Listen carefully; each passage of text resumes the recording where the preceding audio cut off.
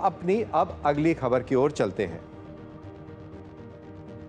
भारतीय वायुसेना के प्रमुख ने हाल ही में घटती लड़ाकू ताकत को लेकर गंभीर चिंता जताई है और परिचालन तत्परता बनाए रखने के लिए हर साल 30 से 40 नए विमानों की तत्काल आवश्यकता पर जोर दिया है।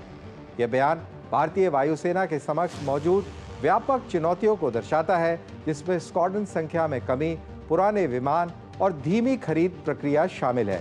विशेष रूप से चीन और पाकिस्तान से उभरते जियोपॉलिटिकल खतरों को देखते हुए इन चिंताओं का समाधान भारत की हवाई श्रेष्ठता बनाए रखने के लिए बहुत महत्वपूर्ण है।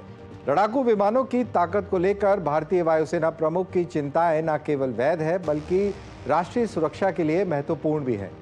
पुराने हो चुके विमानों के चरणबद्ध रूप से बाहर होने और नए विमानों के शामिल होने की गति धीमी रहने के कारण भारत को वायु क्षमताओं में पिछड़ने का जोखिम है।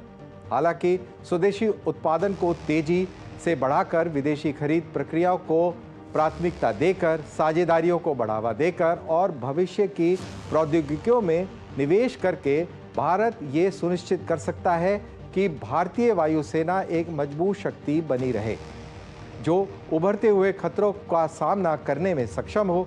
आने वाले वर्ष यही निर्धारित करने में निर्णायक होंगे कि क्या भारत अपने फाइटर जेट्स की कमी को पूरा कर सकता है और तेजी से अस्थिर होते जियोपॉलिटिकल माहौल में हवाई श्रेष्ठता बरकरार रख सकता है।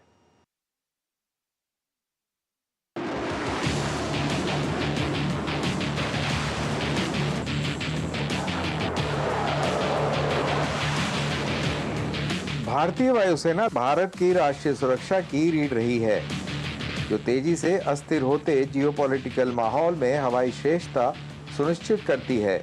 हालांकि हाल के वर्षों में इसकी लड़ाकू शक्ति को लेकर चिंताएं बढ़ गई हैं, क्योंकि परिचालन आवश्यकताओं और उपलब्ध संसाधनों के बीच का अंतर लगातार बढ़ता जा रहा है।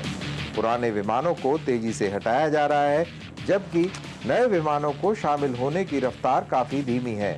उधर चीन और पाकिस्तान दोनों से खतरे के कारण भारत की वायु शक्ति के सामने कई गंभीर चुनौतियां हैं।